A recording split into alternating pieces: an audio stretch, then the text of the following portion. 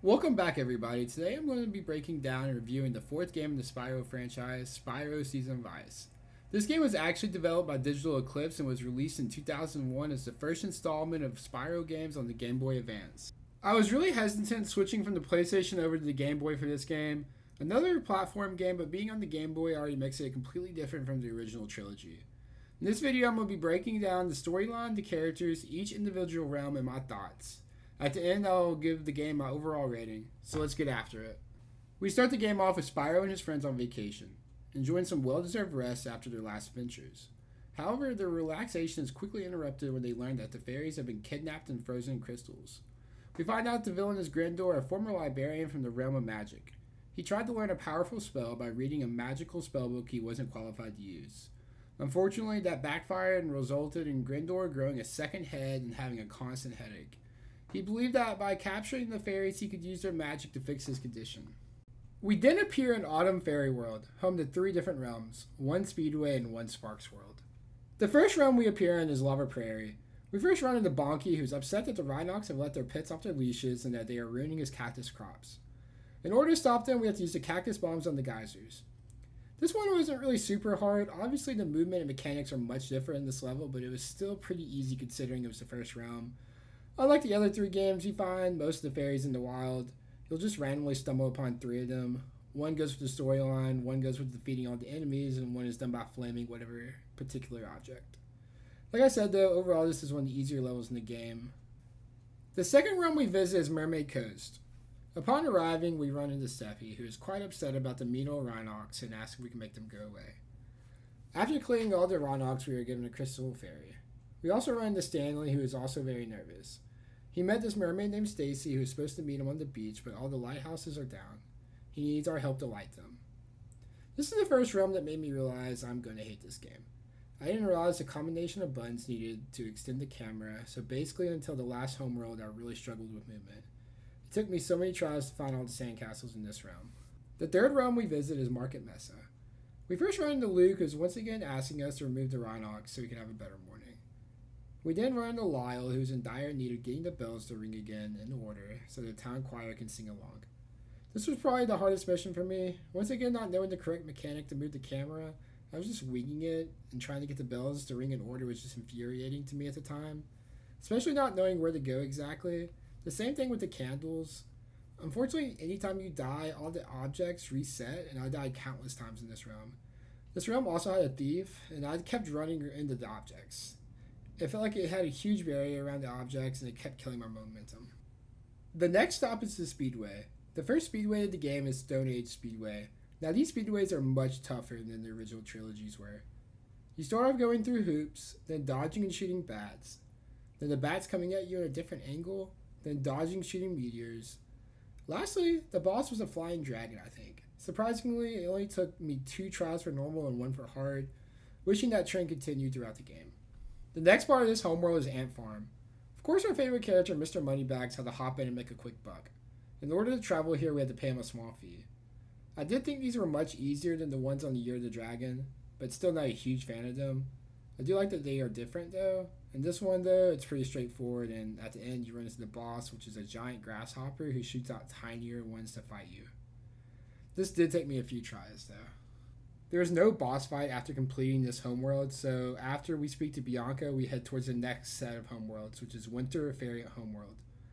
This is also home to 3 realms, 1 Speedway, and 1 Sparks World. Our first realm is Hummingbird Fort.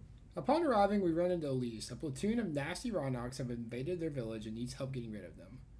We also run into Marie, who's looking for a soldier to help in a rescue mission. The Rhinox captured 6 members of his brigade and locked them in cages. The other fairies can be found by roaming or by lighting the campfires. I really did enjoy this one of the few realms that I actually did enjoy. I thought the design was awesome and the music was also really good. The second realm is Panda Gardens. We first run into Ling, who warns us about going into the gardens, stating that we need to watch out for the Rhinox. We then run into Song, who asks for help against a thief. I still struggled with this one as well.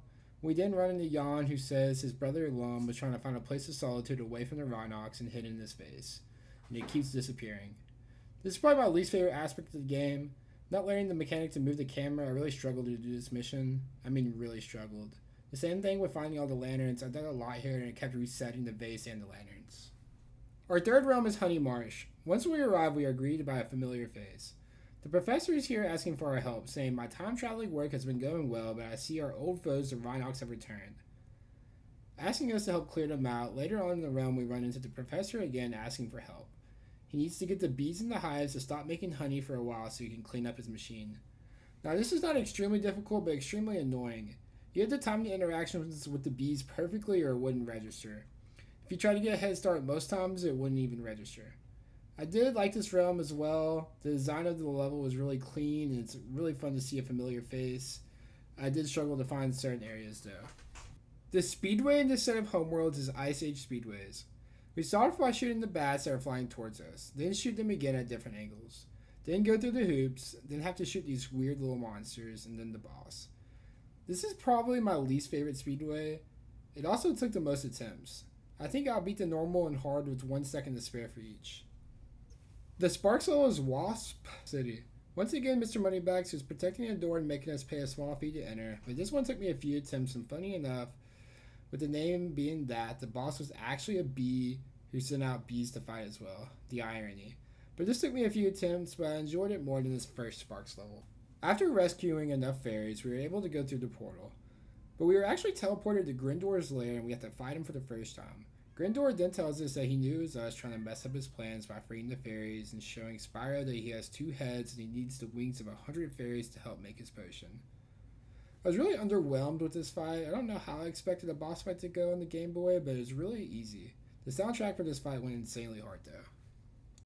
This then takes us to our next set of homeworlds, Spring Fairy World. This consists of 3 realms, 1 speedway, and 1 Sparks level as well. Our first realm in this set of homeworlds is Roman City. Upon arriving, we are greeted by Mayor Leo, who is asking us to help catch the vase and free Citizen Patty. This is one of the more annoying realms in my opinion. I absolutely hated doing this one. It took me an hour plus to beat it. Once again, if I knew the movement for the camera, it might not have been as bad, but everything felt like a gamble. Same thing with lighting all the fires. We then run into Counselor Stewart, who needs our help catching the thief, which as always took me a few minutes to actually catch him. After killing all the Rhinox, we met up with Senator Ricky, who gives us a fairy. The third realm we visit is Twilight Bulb Factory. We are greeted by Zachary, who is asking us to help turn the bulbs back on. Once again, the other fairies are found by roaming, flaming the turbines, and killing the Rhinox. I did not like the gameplay of this one. I did like the design, and the lights made it easier to know what I could glide to and what I could not. The speedway for this set of homeworlds is Aqua Age. We start the speedway off by going through the rings, then shooting the balloon or ball type things. Then we can encounter the jellyfish, and then the crabs, and then the boss. This one, like the first one, only took me 2 tries for normal and 1 for hard. So with that being said, I did like this one. The Sparks level for this set of homeworlds is Caterpillar Pillars.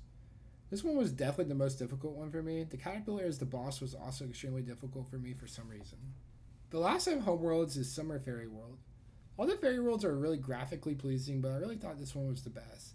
It's super vibrant colors and a good vibe. This set of homeworlds only has 2 realms, 1 speedway, and 1 Sparks level. We start off at Star Park. Cranky lets us know he is ready to launch his observation and needs his friend Oscar. He asks us to help locate Oscar. We also run into Louie, who asks us to help find 6 pieces of the launch pad that will help launch the satellite back in space. I actually thought this was one of the easiest realms to beat. With the purple borders around each individual platform, made it very easy to know if it was safe or not. I think I beat this one in less than 15 minutes, which is insane for this game, for me at least. The second realm is Dusty Trails. We are met by Sheriff Skip, who always needs help dealing with the Rhinox. We also run into Farmer Scott, who needs help catching that darn thief. This was actually the easiest encounter I've ever had. Just charged run right into him and caught him. I finished the main story pretty quickly here, but struggled with all the lanterns, but overall much easier. I think adding the rotating camera mechanic and just learning the movement better in general helped me out a lot here. The speedway in this set of homeworlds is Space Age Speedway. We start off by dodging and shooting a flying jellyfish type thing, then a flying helicopter enemy, then monkeys on a scooter, then flying through hoops, and fighting through flying planes coming towards you, then fighting the boss. This one took me multiple attempts, by far the hardest speedway in the game in my opinion. When fighting the flying helicopter enemies, it took me so long to figure out how to defeat them.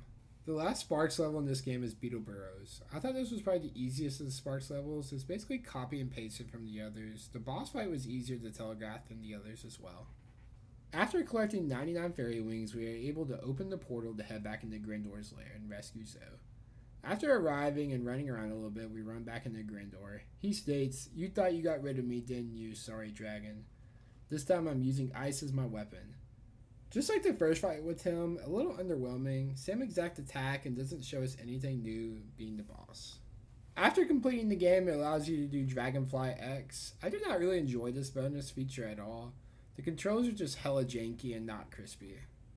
Overall, this game was very interesting to say the least. This game is completely different than the original trilogy. For it to be the first game to make it on the Game Boy was extremely cool, but it was just really easy to die. Not many safeguards to help you from falling and really confusing borders at times that made it seem like gliding was safe. I did think the design of this game was super neat though. Each individual realm had a different style, soundtrack, and borders. It was always cool to see repeat characters such as Bianca, Hunter, Mr. Moneybags, and the Professor. My overall rating for this game would probably be a 6.5 out of 10. Overall, super interesting game and an overall shift from the overall gameplay from the original trilogy. Excited to see how the next few Spyro games are on the Game Boy Advance, if they improved on what made this game tough or if they added new challenges. If you made it this far, please consider dropping a like, what you thought about Season of Ice, and a sub if you enjoyed this type of content. Thanks for watching and have a great day.